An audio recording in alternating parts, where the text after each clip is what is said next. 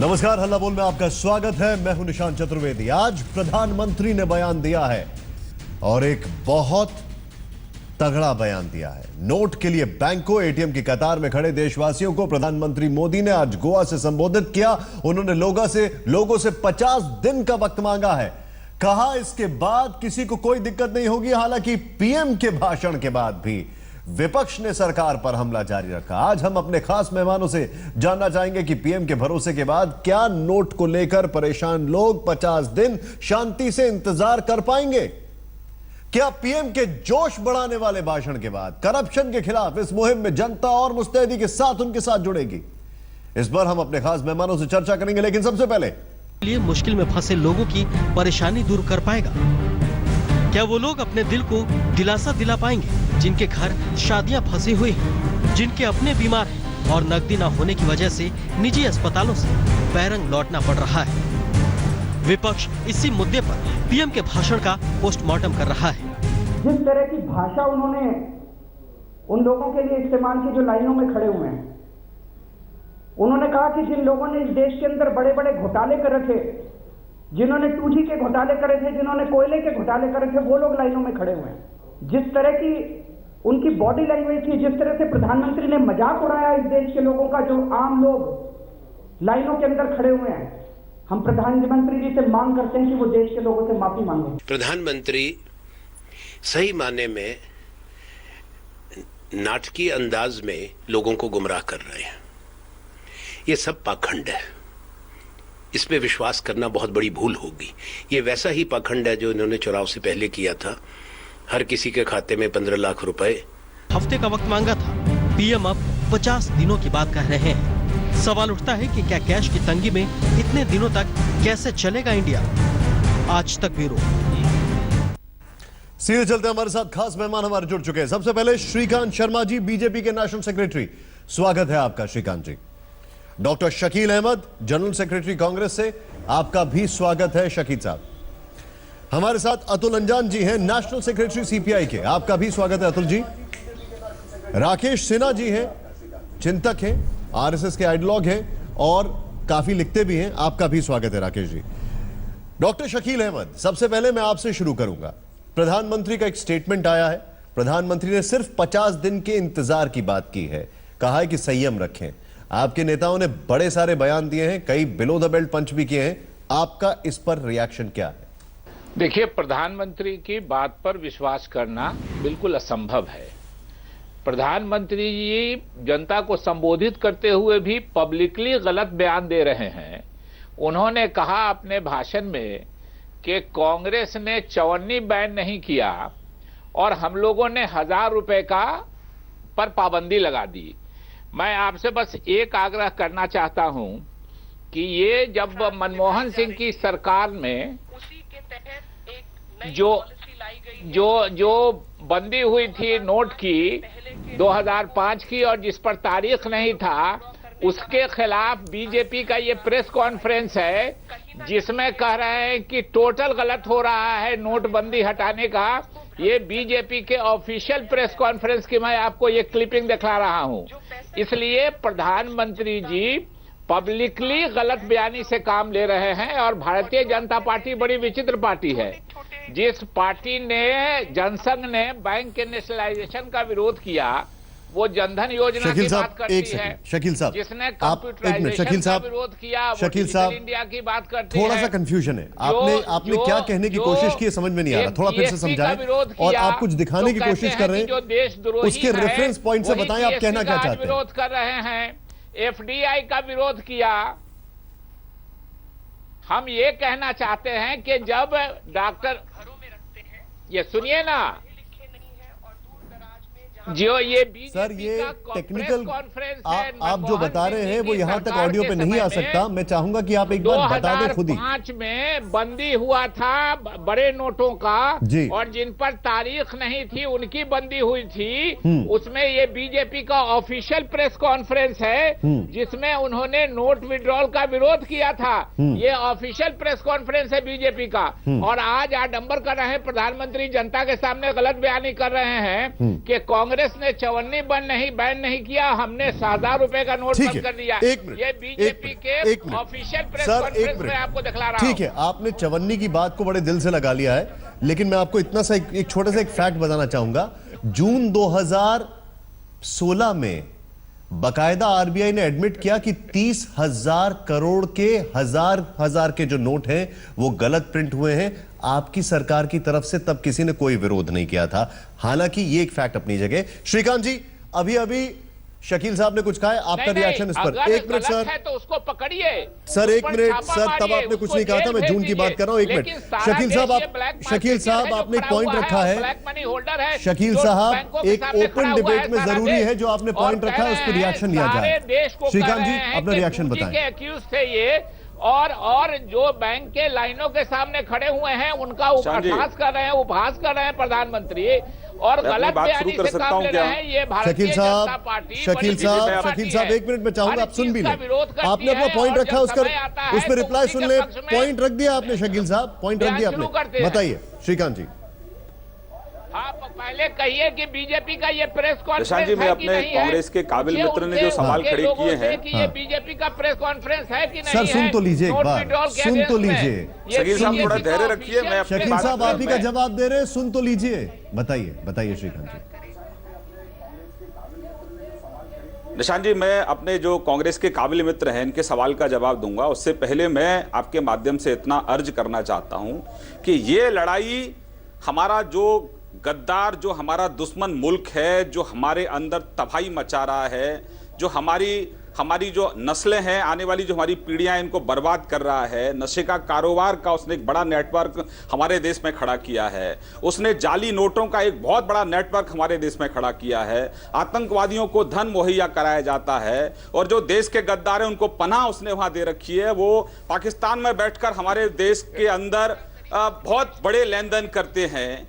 ये उनके ऊपर ये सर्जिकल स्ट्राइक है, ये लड़ाई उनसे है, और जो हमारी आने वाली जो पीढ़ियां हैं वो उनका उज्जवल भविष्य हो उसके लिए लड़ाई है। काले धन के खात्मे के लिए लड़ाई है। आतंकवादियों को जो धन मुहैया करा रहे हैं उनके खात्मे के लिए लड़ाई है, और जो नशे का कारोबार करते हैं उनके खिलाफ लड़ाई है। हमारी लड़ाई किसी पॉलिटिकल पार्टी से नहीं है। ये देश पारदर्शी तरीके से, ट्रांसपेरेंट तरीके से इस देश का जो कॉमन मैन है उसको उसका अधिकार मिले, ये लड़ाई उसके लिए है। मैं अपील करता हूं कि अपने सभी पॉलिटिकल पार्टी के मित्रों को कि आप जब भ्रष्टाचार की बात राजनीतिक मंचों से करते हैं कि भ्रष्टाचार समाप्त होना चाहिए देश में, तो अब जब बड़ी एक मुहिम सरकार ने चालू की है तो आपको इसका समर्थन करना चाहिए।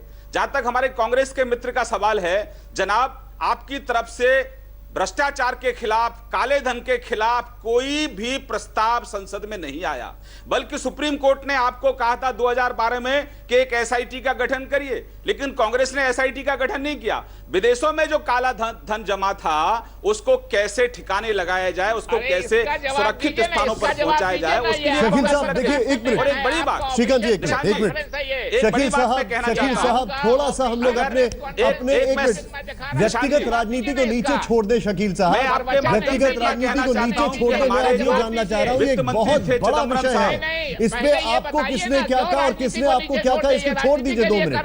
मैं ये जानना चाह रहा हूँ कि आज जो प्रधानमंत्री ने कहा है 50 दिन का इंतजार करने के लिए तैयार है जनता, इसके ऊपर आपका रिएक्शन क्या था? आपने कुछ नहीं बोला शकील साहब। नहीं किया, ये आपके पार्टी का प्रेस कॉन्फ्रेंस का यूट्यूब शकील साहब, आपने थोड़ा होमवर्क किया है, आपने दिखा दिया है, होमवर्क समझ में आ रहा है आपकी बात, आपका होमवर्क दिख रहा है। मैं आपसे एक सवाल पूछ रहा हूं, उसका जवाब क्या है? क्यों विरोध किया था? खैर एक मिनट, मैं आगे होमवर्क अधूरा है, अधूरा होमवर्क है। इनके पास कोई प्रपोजल नहीं था। क्या सवाल है? काले धन के खिलाफ कोई प्रपोजल नहीं था। भ्रष्टाचार को समाप्त कैसे किया जाए कोई प्रपोजल नहीं था। ये सिर्फ गुमराह करने का प्रयास है। संसद का सत्र चालू होने वाला है। मैं तो चुनौती देता हूं कांग्रेस के मित्रों को कि आपका प्रस्ताव क्या था संसद के पटल पे पहले दिन रखो। दूध का दूध, पानी का पानी होगा। हम लोगों ने लगातार इस बात का माहौल बनाया। भाई निशांत जी, मेरी अपेक्षा थी कि सब लोग अपनी अपनी बात। मैं एक मिनट रोकूंगा, आप एक मिनट शकील साहब, मैं आपको रोकूंगा। श्रीकांत जी, मैं आपके पास भी आ रहा हूं। आपने भी अपना पक्ष रखा, मैं थोड़ा सा आगे बढ़ूंगा। अतुल जी हमारे साथ जुड़े हुए हैं, राकेश जी हमारे साथ जुड़े हुए हैं। अतुल जी, एक बड़ा विषय यह है, आज प्रधानमंत्री ने कहा है कि एक बहुत बड़ी मुहिम है, इस मुहिम में सबको जुड़ना पड़ेगा और इसके जो रिजल्ट्स हैं, इसके परिणाम हैं, आपको 30 दिसंबर तक दिख जाएंगे, लेकिन 50 दिन का सब्र जरूरी है। आपका रिएक्शन इस पर अतुल जी? भाजपा वाले प्यारे मित्र को कहिए ना हमारे इसका जवाब देने के लिए कि आपने विरोध किया था या नहीं किया शकील था। साहब, एक मिनट रुक जाइए, मैं आपके पास फिर से आ रहा हूं। इसका जवाब उन्होंने दिया, आप तब खुद बोल रहे थे, आपने सुना नहीं। मैं आपके पास फिर से आ रहा हूं, एक मिनट अतुल जी अपना जवाब जी, बहुत महत्वपूर्ण विषय पर हम चर्चा कर रहे हैं। जी निशांत जी, हम बहुत महत्वपूर्ण विषय पर चर्चा कर रहे हैं। प्रधानमंत्री जी जापान से लौट करके आए, अपने पार्टी के कार्यकर्ताओं के बीच में वो बोल रहे हैं। मैं समझता हूं एक बात, अन्यथा नहीं लेंगे दूसरे हमारे मित्र, चाहे वो शकील साहब हों, चाहे हमारे छोटे भाई श्रीकांत जी हों, चाहे राकेश जी हों। भावनात्मक स्पीच देने से काम नहीं चलेगा। कौन राष्ट्रद्रोही है, कौन राष्ट्र समर्थक है, इस पर भी चर्चा नहीं है। मुझे मार दो, मुझे मार दो। मैं भी कह रहा हूं मुझे मार दीजिए ना, मैं तो बहुत बड़ा आलोचक हूं भारतीय जनता पार्टी का। मेरी चरित्र हत्या करवा दीजिए, मेरी हत्या करवा दीजिए, मेरा विरोध कीजिए, जितना कर सकते हो। लेकिन प्रश्न ये है, आपके पास क्षमता है मरवाने की। इमरजेंसी की तरह जितने विरोधी है सबको बंद कर दीजिए ना, क्या फर्क पड़ता है। आपने 100 दिन का वक्त मांगा था काले धन को वापस लाने के लिए, आज 2.5 साल की सरकार हो गई। आप ये इस पर, मैं निशान जी किसी और की बात नहीं कर रहा हूं, सुबह से जो आज तक ने दिखाया है, ये सारी लाइनें, मैं भी दिल्ली में घूमा हूं, मैं भी कल अपने क्षेत्र में घूम रहा था। ये जो लोग खड़े हैं कौन है? चमचमाते हुए चिकने चेहरे हैं क्या? कोई ब्यूटी पार्लर से आके खड़ा होकर लाइन में लग गया है क्या? वो सारे गरीब लोग हैं, शहरों के लोग हैं, झुग्गी झोपड़ियों में निम्न मध्यम वर्ग के लोग हैं, मध्यम वर्ग के लोग हैं। एकदम से पैसा नहीं है, सारे दुकान बंद हैं, आवागमन बंद है, सारा आर्थिक गतिविधियां बंद हैं। पता नहीं क्यों फिकी एसोचम खामोश हैं, सब बंद है। ठीक है, पूरा काम नहीं है। खुद सरकार ने कहा है कि 53% ही एटीएम काम कर रहे हैं, एटीएम नहीं काम कर सकते। एसबीआई की चेयरपर्सन ने कहा है कि 12-15 दिन लगेंगे एटीएम को ठीक होने में। वित्त मंत्री हमारे मित्र अरुण जेटली जी ने कहा अतुल जी, मैं बड़ी कि इसके लिए 3 से 4 सप्ताह सप्ताह चलेंगे। प्रधानमंत्री जी 50 दिन मांग रहे हैं, 50 दिन ले लीजिए ना। लेकिन मैं आपसे कह रहा हूं, आज तक ने जितनी एक चीज समझना चाह रहा हूं अतुल जी, एक चीज समझना चाह रहा हूं, मुझे एक चीज समझा दीजिए अतुल जी, मुझे बस एक चीज समझा दीजिए। आप जो बता रहे हैं ये सारे फैक्ट्स हम भी दिखा रहे हैं, आपने जो बताया उसमें काफी भावनाएं भी थी, वो भी हम समझते हैं। मुझे बस इतना बता दीजिए, जब लोग 100 एक मिनट सर एक मिनट सुन लीजिए, जब लोग बात कर रहे हैं कि 100 दिन में ब्लैक मनी पे अंकुश लगे, तो अब 2.5 साल के बाद एक पहल जब हुई है, एक मिनट सर, एक मिनट, अगर 2.5 साल के बाद एक पहल हुई है ब्लैक मनी पे अंकुश लगाने के लिए, तो हर जगह त्राहिमाम हो रहा है। आप मुझे यह बता दें कि जो इंटरनल ब्लैक मनी और फेक मनी है, इसको रोकने का दूसरा विकल्प क्या है, यह बता दें। अतुल जी मुझे इसका जवाब दे दें जरा।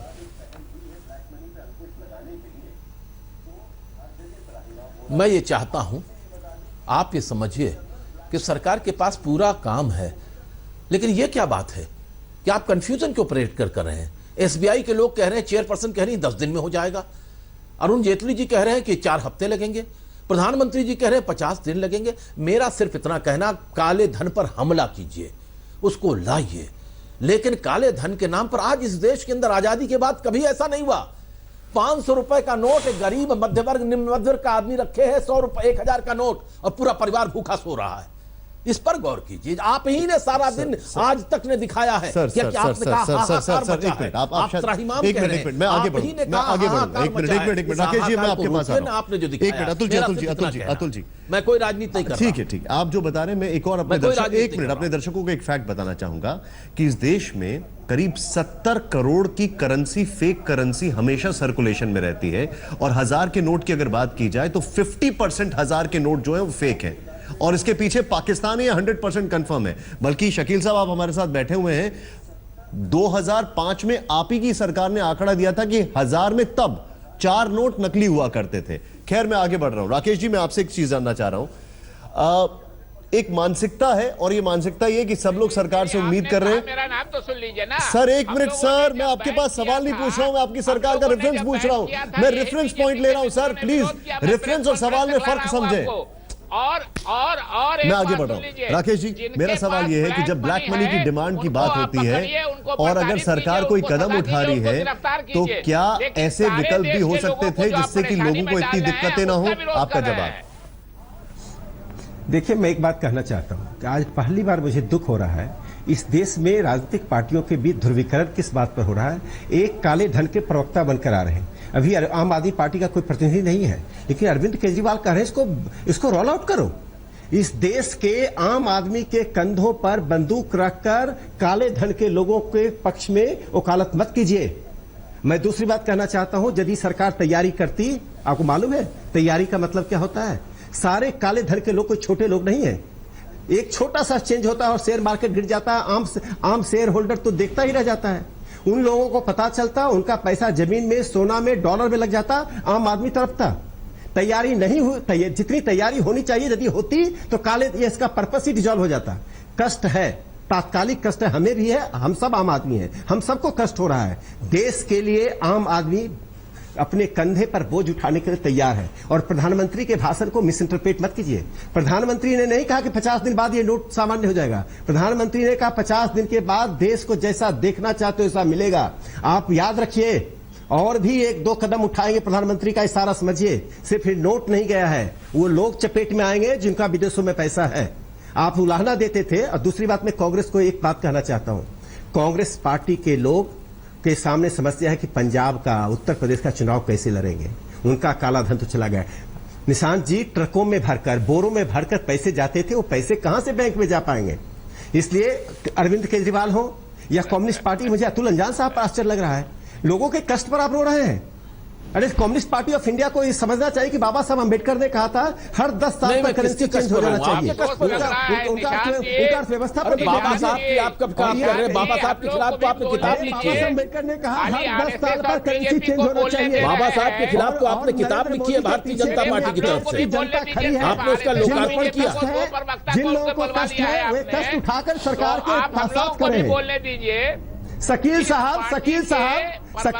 आपकी उत्तेजना मुझे दिखाई पड़ रही है। डॉक्टर अम्बेडकर के खिलाफ आपने किताब लिखी है। पे लगा रहे हैं। उस पार्टी का राष्ट्रीय अध्यक्ष कैमरे पे रुश्वत लेते हुए पकड़ा गया और जेल गया। अरे छोड़िए ना, आप आज मुद्दे पर बात कीजिए। शकील साहब ऑफ द ट्रैक बात मत कीजिए। कांग्रेस पार्टी काले धन की प्रवक्ता के रूप में खड़ी है और कम्युनिस्ट पार्टी के अतुल अंजान साहब इमरजेंसी की बात कर रहे थे। इमरजेंसी में कांग्रेस के साथ थे। आज इतिहास दोहरा रहा है। आपातकाल में कांग्रेस पार्टी कम्युनिस्ट पार्टी साथ थी, आज फिर काले धन के मुद्दे पर कांग्रेस पार्टी कम्युनिस्ट पार्टी साथ है। घूस लेते पकड़ा गया और अरे पूरा कॉमनवेल्थ 2G 3G घोटालों की सरकार, प्रधानमंत्री नेहरू ने जीप घोटाला किया था 47 में। मैं आप सभी को रोकना चाहूंगा। मैं आप सभी को रोकना चाहूंगा। मैं आप सभी को रोकना चाहूंगा और मैं एक चीज समझना चाहूंगा। हम बहुत बड़े विषय पे बातचीत कर रहे हैं। इतिहास के पन्नों में जाएंगे तो हर एक के दामन में कोई ना कोई दाग जरूर नजर आता है, लेकिन हम ये जानने की कोशिश कर रहे हैं आज की अगर ब्लैक मनी के ऊपर अंकुश लगाने की बात हो रही है, फेक मनी के ऊपर अंकुश लगाने की बात हो रही है और सरकार वैसा कर रही है और कुछ लोगों को दिक्कतें हो रही हैं, तो एक इसका विकल्प क्या है? और दूसरा, जो हमारे राजनेता यहां पर बैठे हैं जो कि बोल रहे हैं बड़ा गलत हो रहा है। भी पार्टियों के इस वक्त हमारे साथ बड़े बड़े नेता मौजूद हैं। हम सबसे बातचीत कर रहे हैं, ये समझने की कोशिश कर रहे हैं कि काले धन और फेक मनी, इन दोनों पर, ब्लैक मनी और फेक मनी के ऊपर कैसे चोट की जाए। अगर यह तरीका नहीं है तो फिर क्या तरीका है? लेकिन उससे पहले, गोवा के बाद प्रधानमंत्री मोदी ने कर्नाटक के बेलगाम में जनता को संबोधित किया। यहां पीएम ने ज्यादातर वही बातें कही जो वो गोवा में कह चुके थे। उन्होंने कांग्रेस को भी निशाने पर लिया कि कोयले में इतने लाख करोड़ खा गए, 2G स्कैम में इतने लाख करोड़ खा गए और 8 तारीख के बाद आपने उनका हाल देखा।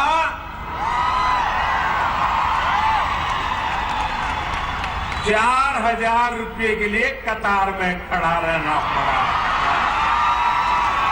मैं हैरान हूं, हमारे कांग्रेस के लोग कह रहे हैं कि आपने 1000 की नोट बंद क्यों कर दी, 500 की नोट बंद क्यों कर दी? भाई आपने जब चवन्नी बंद की थी मैंने पूछा था,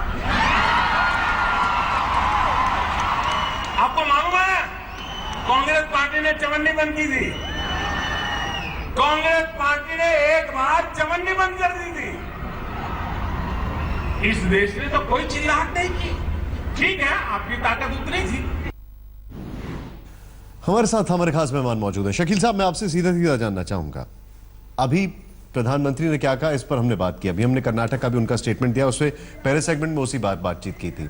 मेरा यह सवाल है कि अगर ब्लैक मनी और फेक मनी की बात की जाए, इसको इस तरीके से देश के अंदर के ब्लैक मनी और फेक मनी की बात की जाए, तो फिर इसको कैसे रोका जाए? क्या विकल्प है? क्या लगता है आपको?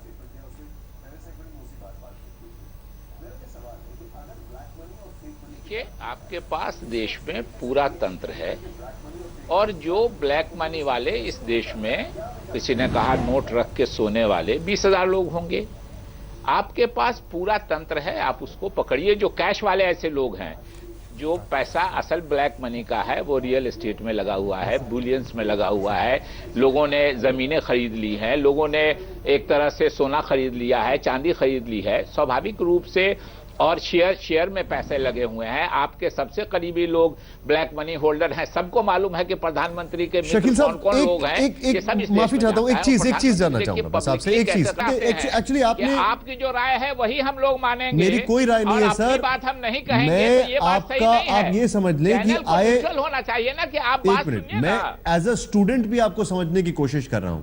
आप मुझसे बड़े हैं, आप बड़े पुराने खिलाड़ी हैं राजनीति के, आप लोग बड़े हैं हमसे। मैं आपको एज अ स्टूडेंट भी समझने की कोशिश कर रहा हूं। जरा एक चीज बताएं मुझे, आपने कहा कि कोई और स्कीम हो सकती थी, तो और स्कीम की तारीख तो 29 तारीख तक थी, जब सबसे बोला था अपना पैसा डिस्क्लोज कर दें आप। और 29 तारीख तक आंध्र प्रदेश ने, बाकायदा आंध्र प्रदेश से सबसे ज्यादा पैसा आया, राज्य के अलग अलग, देश के अलग अलग राज्यों ने सबसे पैसा डिस्क्लोज किया। आप बोल रहे हैं कि और भी तरीके हो सकते थे। 2005 में दाऊद इब्राहिम को खत्म करने के लिए बकायदा दुबई में मिशन बनाया गया, और वो इंफॉर्मेशन आरके सिंह जो है उन्होंने हमें बताया, ये बकायदा वो इंफॉर्मेशन तक लीक कर दी जाती है क्योंकि उसकी तैयारी चल रही थी। तो एकाएक इसीलिए ये सब काम किया गया, जो सरकार की तरफ से तर्क दिया जा रहा है, जिससे कि इंफॉर्मेशन लीक ना हो। और जो आपने पहले बताया उसका तो पहले भी विकल्प किया जा चुका है, पैसा डिस्क्लोज करने को सबको बोला गया था, जो आपने एक जमाने में VDIS चालू किया था। अब अपना जवाब बताएं। देखिए, अच्छा है बीजेपी वाले जो तर्क नहीं दे पा रहे हैं वो आप दे रहे हैं। देखिए, निश्चित रूप से वो जो दिया गया था उसको भी हम लोगों ने कहा था कि फेयर एंड लवली के आप लाके पैसा जमा कर दीजिए, कोई आपसे नहीं पूछेगा ये चोरी करके लाए, डकैती करके लाए कि क्या करके ये पैसा लाए, ये कोई आपसे नहीं पूछेगा। ये उस स्कीम के बारे में भी कहा गया था कि ये फेयर एंड लवली स्कीम है। आपके पास पूरा शासन तंत्र है। जो हम लोगों के समय में ब्लैक मनी बहुत सा पकड़ा गया, जो नहीं पकड़ा गया आपके पास पूरा शासन तंत्र है, पकड़िए। लेकिन ये देश के लोगों को उसकी सजा क्यों दे रहे हैं? और जहां तक ये बात है कि प्रधानमंत्री पब्लिकली गलत बयानी कर रहे हैं कि कांग्रेस ने 54 तक बैन नहीं किया या 54 बैन किया, मैंने आपको पत्रकार सम्मेलन बीजेपी का दिखलाया कि जब हम लोगों ने 2005 की चर्चा आप कर रहे हैं दाऊद इब्राहिम की, 2005 में जब मनमोहन सिंह जी की सरकार ने फैसला किया कि जिस नोट पे तारीख नहीं है, जो 2005 से पहले के नोट है वो बंद किया जाएगा, तो बीजेपी ने पत्रकार सम्मेलन करके उसका विरोध किया। उसके अलावा जाली नोट, प्रधानमंत्री कह रहे हैं कि राष्ट्रीयता की भावना से जो ओतप्रोत हैं वही इसका विरोध कर रहे हैं, अगर नहीं साथ दे रहे हैं तो वो विरोध करेंगे।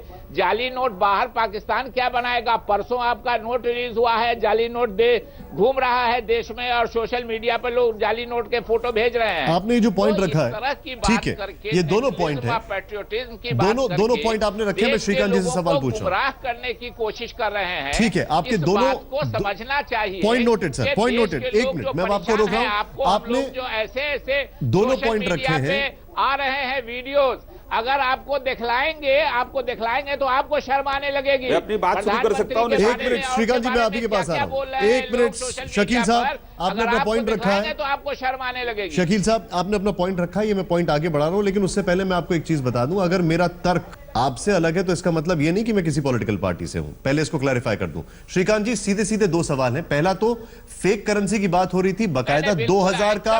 शकील साहब मैं पूछ लूं, एक मिनट सवाल पूछ लूं शकील साहब प्लीज। 2000, अरे सर सवाल अगला सुने और न्यूट्रल का फैसला करें। अगला सवाल सुनने के बाद न्यूट्रल का फैसला करिएगा। शकील साहब, श्रीकांत जी, सवाल यह है कि फेक करेंसी की अगर बात हो रही है तो 2000 का फेक करेंसी का नोट आ चुका है, एक। दूसरा, लोगों को इनकन्वीनियंस की बात हो रही है, माना कि इसका कोई और विकल्प नहीं हो सकता था, लेकिन इससे, क्योंकि ओवरऑल अगर हम सर्कुलेशन की बात करें पैसा का, तो करीब 86% करेंसी जो है वो सिर्फ 500 और 1000 की है, और आप समझ सकते हैं कि लोगों को कितना इससे ज्यादा इनकन्वीनियंस हो रही है। कहीं ना कहीं एक प्लानिंग आफ्टर एग्जीक्यूशन मिसिंग है। आपका इस पे क्या राय? देखिए निशान जी, पहले मैं आपको ये स्पष्ट कर दूं कि बहुत सीक्रेट तरीके से, बहुत गोपनीय तरीके से इस योजना को आगे बढ़ाया गया था, क्योंकि 2014 के चुनाव में इस देश के अंदर भ्रष्टाचार एक बहुत बड़ा मुद्दा था और देश की जनता ने इस देश से समूल रूप से भ्रष्टाचार समाप्त हो, इसलिए नरेंद्र भाई मोदी जी को चुना। और सबसे पहले हमने एसआईटी का गठन किया। 2012 में सुप्रीम कोर्ट ने कहा, लेकिन कांग्रेस के लोग नहीं कर पाए। और जिस कांग्रेस पार्टी ने, हम कांग्रेस पार्टी की चर्चा ही नहीं करना चाहते, हम ये चर्चा करना चाहते हैं कि जब भ्रष्टाचार को लेकर लगातार सरकार ने फैसले किए, सेल्फ डिक्लेरेशन स्कीम सरकार लेकर आई, उसमें 65,000 करोड़ देश के खजाने में आए और 1.25 लाख करोड़ टोटल देश के खजाने में आया। ये हमारी मुहिम देश के उज्जवल भविष्य के लिए है। जनता लाइन में लगे होने के बावजूद भी सरकार के साथ खड़ी हुई है।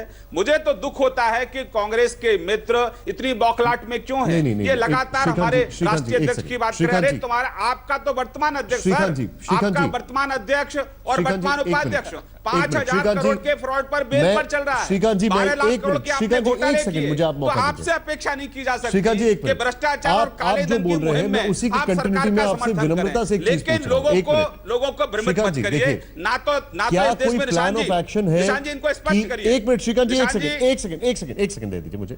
क्या कोई प्लान ऑफ एक्शन है? क्योंकि यहाँ पे एक बहुत गंभीर विषय है। 2000 का नकली नोट आ चुका है मार्केट में, बकायदा एक आदमी ने दिखाया है वो, एक चीज, और जिसको दिया गया है, मैं यही कहना चाह रहा हूं। और दूसरी चीज, एक मिनट सर, एक सेकंड, आपने प्लान किया और ये समझ में आता है, इसीलिए मैंने दाऊद इब्राहिम का एग्जांपल रखा था कि आप एकदम उसको, जिसको कहते हैं कि गोरिल्ला अटैक की तरह, आप उसको एकदम से अटैक करना चाह रहे थे जिससे कि एकदम से चोट लगे, वो समझ में आता है। लेकिन उसके बाद बैंकों की तरफ से जो एग्जीक्यूशन है, वहां पर कोताही हो रही है, वहां पर लोगों को दिक्कतें हो रही हैं, वहां पे स्ट्रीमलाइनिंग नहीं हो रही है। इसके लिए कोई बैकअप प्लान नहीं दिखाई दे रहा है। इन दो सवालों का जवाब दें। देखिए निशान जी, बहुत बड़ा ऑपरेशन है ये, बहुत बड़ी पहल है। बैंक को अपना काम कर रहे हैं। देखिए एटीएम कोई मानव नहीं है, एटीएम मशीन है। और उस मशीन में पहले जो प्रचलन में था 1000 का नोट और 500 का नोट, उसका डिजाइन तरीके से उसका सिस्टम फीड था। अब उसमें जो नए नोट हैं उस तरीके से उसमें फीड किया जा रहा है। समय लगेगा, लेकिन अल्टीमेटली ये जो लड़ाई है ये काले धन और भ्रष्टाचार के खिलाफ है। मैं तो कांग्रेस के और जो दूसरे मित्र उनको यही कहूंगा कि इस देश के अंदर 2014 से पहले राष्ट्रीय सुरक्षा एक बड़ा मुद्दा था और अपराध भ्रष्टाचार एक बड़ा मुद्दा है, काला धन एक मुद्दा है। तो जब हमने आतंकवाद के खिलाफ, जब हमारी सेना ने सर्जिकल स्ट्राइक किया, तब राहुल गांधी को दर्द हुआ। और अब काले धन पर और जो फेक करेंसी का रैकेट चल रहा है, इस पर हमारी सरकार ने प्रहार किया तो भी राहुल जी को दर्द हुआ। तो मुझे यह बता दीजिए कांग्रेस के मित्र कि आपकी फेक करेंसी के रैकेट चलाने वालों से, काले धन वालों से आपकी साठगांठ क्या है? आपको दर्द क्यों हो रहा है? आप क्यों इतने बौखला रहे हैं? जनता समर्थन में सरकार के साथ खड़ी है और आप लगातार सरकार की आलोचना कर रहे हैं।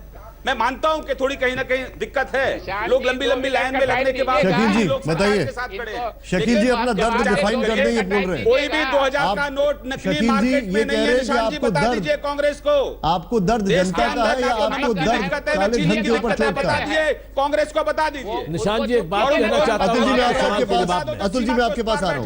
मैं आपके पास बिल्कुल आ रहा हूं। अतुल जी एक मिनट, शकील जी से काउंटर सवाल पूछा गया, उसका जवाब ले लो।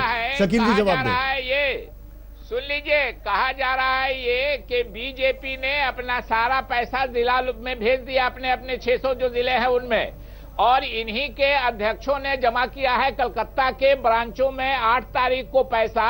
3 करोड़ रुपया तो सामने ही आ गया है बीजेपी का। साहब कांग्रेस का केजरीवाल करण मत करिए, है उसकी फोटो केजरीवाल करण मत करिए सर। कांग्रेस का केजरीवाल की आदत है झूठ बोलकर भाग जाना। आप कांग्रेस का केजरीवाल करण मत करिए। कि उत्तर प्रदेश के चुनाव में जो इनके राजनीतिक विरोधी हैं, हल्ला था कि उनके पास बहुत ब्लैक मनी है, उसी को करने के लिए ये सर्जिकल स्ट्राइक किया। और किसी ने ठीक कहा कि सर्जिकल स्ट्राइक जनता के खिलाफ किया है, सर्जिकल स्ट्राइक ब्लैक मनी के खिलाफ नहीं किया है। और इसीलिए जनता, करोड़ों करोड़ जनता, और आप शहरों को दिखला रहे हैं निशान जी, देहात में इतनी स्थिति खराब है कि आप अंदाजा नहीं कर सकते हैं। आपका टीवी चैनल सिर्फ शहरों में जाता है। और जहां तक उस सर्जिकल स्ट्राइक, निशान जी मैं भी देहात से आ रहा हूं। निशान जी बार बार कहा कि हम पूरी तरह सेना के साथ हैं, लेकिन पोस्टर साट के जो राजनीति कर रहे हैं हम उसका विरोध करते हैं। एक मिनट, आपने बड़ा गंभीर आरोप लगाया है। अतुल जी हमारे साथ जुड़े हुए हैं। अतुल जी से कुछ टेक्निकल ग्लिच आ रहा है। राकेश जी के पास मैं आ रहा हूं। राकेश जी, आरोप यह लगाया कि बीजेपी ने अपना पैसा ऑलरेडी ट्रांसफर कर दिया है। बड़ा गंभीर आरोप है। रिएक्शन इस पे। श्रीकांत जी मैं आपके पास भी आ रहा हूं, लेकिन आपका क्या कहना है इस पे? राकेश जी देखिए, मैं इन आरोपों को, पॉलिटिकल पार्टी का काम है आरोप लगाना, लेकिन मुझे आश्चर्य ये हो रहा है कि ये जमीनी हकीकत से कितने टूटे हुए हैं, यथार्थ से कितने अलग है। एक कंप्लीट डिस्कनेक्ट है। आप जाकर किसी व्यक्ति से बात कीजिए, मैं ईमानदारी से बता रहा हूं, रिस्पेक्टिव ऑफ पॉलिटिकल पार्टी, लोगों का कहना है कि हमें कोई तकलीफ नहीं है, सरकार ने जो काम किया वो ठीक किया। मजदूर, किसान, आम आदमी आज विक्टिम क्यों है? ट्रांसपेरेंसी इंटरनेशनल एक संस्था है जिसने कहा था इस देश में 1,50,000 करोड़ की एक समानांतर अर्थव्यवस्था चल रही है। ये अरविंद केजरीवाल जो आज प्रेस कॉन्फ्रेंस कर रहे थे उसी का डाटा लेकर लड़ाई लड़ रहे थे, और आज कांग्रेस को वापस लो। कांग्रेस की तकलीफ का कारण बता रहा हूं। देखिए, नाभि में जाकर तीर लगा है। रावण के नाभि में जब भगवान राम का तीर लगा तो वो तिल मिला गया, उसका अंत हो गया। ये कांग्रेस की नाभि में तीर लगा, इसलिए इनके जुबान पर वो काली शब्द आ रहे हैं, बार बार कर रहे। प्रधानमंत्री ने जो कहा, बताओ, ये ऐसा फैसला है यदि मजबूत प्रधानमंत्री ना हो तो देश में ब्लडबाथ हो जाए। जिन लोगों के अरबों रुपए नुकसान हो गए, जो अरबों रुपए के लोग आज भिखारी बन के घूम रहे हैं, वे तो कुछ भी कर सकते हैं।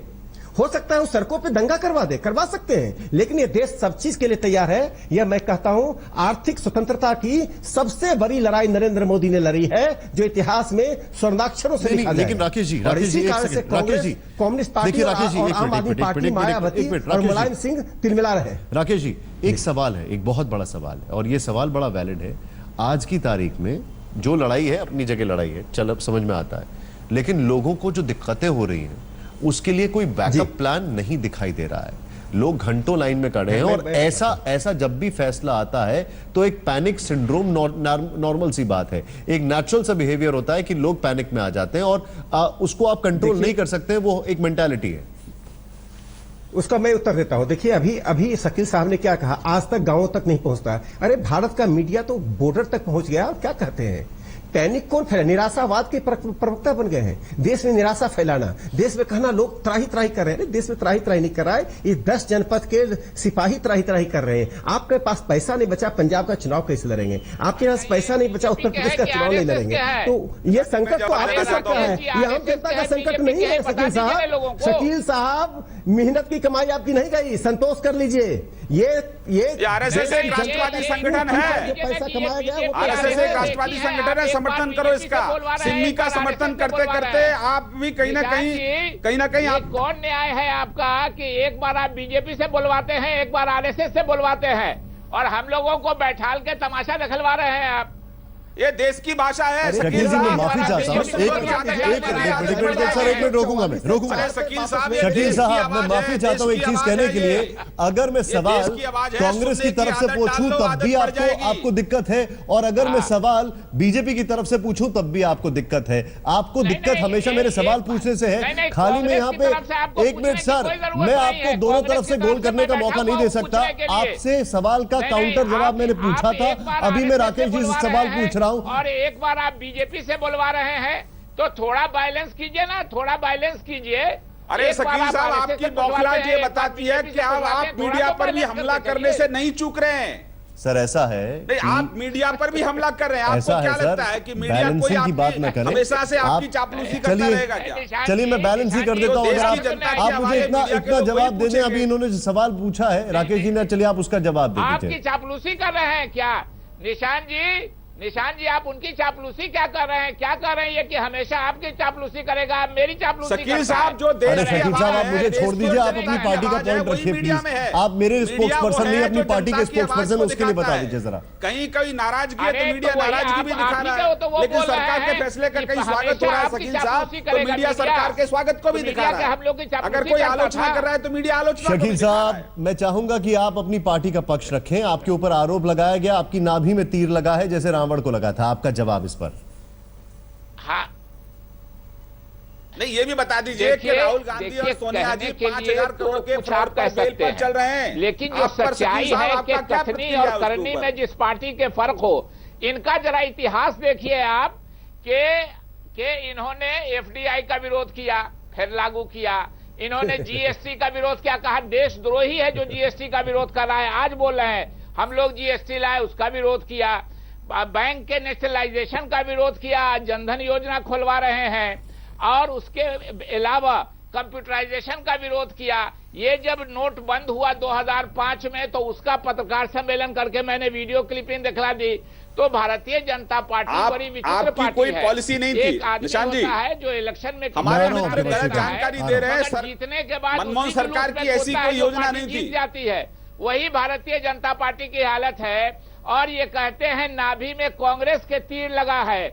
मुलायम सिंह यादव जी क्या बोल रहे हैं, मायावती क्या बोल रही हैं, अरविंद केजरीवाल क्या बोल रहे हैं, ममता बनर्जी जी क्या बोल रही हैं, सभी के नाभि में तीर लगा हुआ है और इन्हीं की नाभि सुरक्षित है। इसलिए सुरक्षित है कि आरोप है इन पर कि इन्होंने अपना सारा पैसा 30 सेकंड दीजिए जरा, में भेज दिया बिल्डिंग्स बनाने के लिए।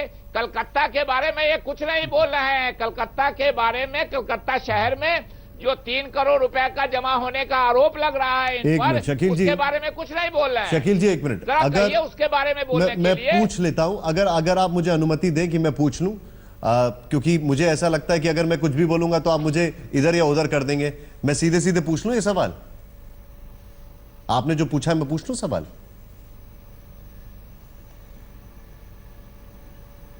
हाँ पूछे ना कि कलकत्ता वाले शहर का शुक्रिया, बहुत बहुत शुक्रिया। पासबुक का फेसबुक पर चल रहा है, बहुत बहुत शुक्रिया, बहुत बहुत शुक्रिया। आप सोशल मीडिया के हवाले से खबर बता रहे हैं श्रीकांत जी, सोशल मीडिया के हवाले से इन्होंने खबर बताई है, जरा उसका जवाब देते हैं। नहीं, ये सारे न्यूज़पेपर्स में है, ये न्यूज़पेपर में भी है। चलिए बता दीजिए, ये न्यूज़पेपर में भी है, बता दीजिए इसके फैक्ट्स क्या है श्रीकांत? शकील साहब सुन लीजिए, देखिए निशान जी, मेरा सबसे पहला आपके ऊपर है कि आज आपने ये चर्चा में कांग्रेस की प्रेस कॉन्फ्रेंस कराई है, किसी को मौका नहीं दिया बोलने का। जब भी कोई बोलता है शकील साहब उसको डिस्टर्ब करते हैं। मैं इतना कहना चाहता हूं कि ये लड़ाई काले धन के खिलाफ है, ये लड़ाई भ्रष्टाचार के खिलाफ है, और इस लड़ाई में कौन देश के साथ खड़ा है और कौन देश के खिलाफ खड़ा है, ये आपके स्क्रीन पर स्पष्ट दिखाई देता है। जहां तक ये अफवाहों की बात कर रहे हैं, जिस पार्टी के पास नेता बातचीत करने के लिए ना हो, अपने कैंपेन मैनेजरों के माध्यम से जो पार्टी किसी दूसरे दल से बात करती हो, जानकारी का नितांत अभाव इनके पास है। ये केवल और केवल अफवाहों के आधार पर देश के वातावरण को दूषित करना चाहते हैं। ये मुहिम भ्रष्टाचार के खिलाफ है और ये मुहिम तब तक जारी रहेगी जब तक इस देश से समूल भ्रष्टाचार नष्ट नहीं हो जाएगा। कांग्रेस कितना भी चिल्लाए, कांग्रेस के सहयोगी कितना भी चिल्लाए, और एक हिंदी का मुहावरा है शकील साहब, बुरा मत मानना, चोर चोर मुसेरे भाई। जिन पॉलिटिकल पार्टियों का आप जिक्र कर रहे थे वो सब कहीं ना कहीं आपके साथ कनेक्ट हैं, आपके साथ जुड़े हुए हैं। आज देश के साथ खड़े होने का समय है, भ्रष्टाचार के खिलाफ लड़ाई लड़ने का समय है, और पाकिस्तान की कमर तोड़ने का समय है। शकील साहब आ जाइए। आप सबको अभी मुझे ब्रेक लेना है, लेकिन एक बहुत पुराना वो शेर। ब्रेक से पहले हमारी बहस हुई, जाहिर सी बात है निष्कर्ष नहीं निकला। जनता चाहती है कि निष्कर्ष निकले, हालांकि जनता यह भी चाहती है कि उसको मुश्किलें हो रही हैं उसका समाधान निकले। दर्शकों से अपील है, और केंद्र सरकार ने 500 और 1000 के नोट को कानूनी रूप से अमान्य कर दिया। ऐसा काला धन का इस्तेमाल रोकने, नकली नोटों के नेटवर्क को खत्म करने और आतंकवाद की फंडिंग पर चोट करने के इरादे से किया गया। इस फैसले से नकदी की लेन देन में थोड़ी असुविधा हुई है, सरकार इसे दूर कर रही है। आप संयम बनाए रखें, अफवाहों से बचकर रहें।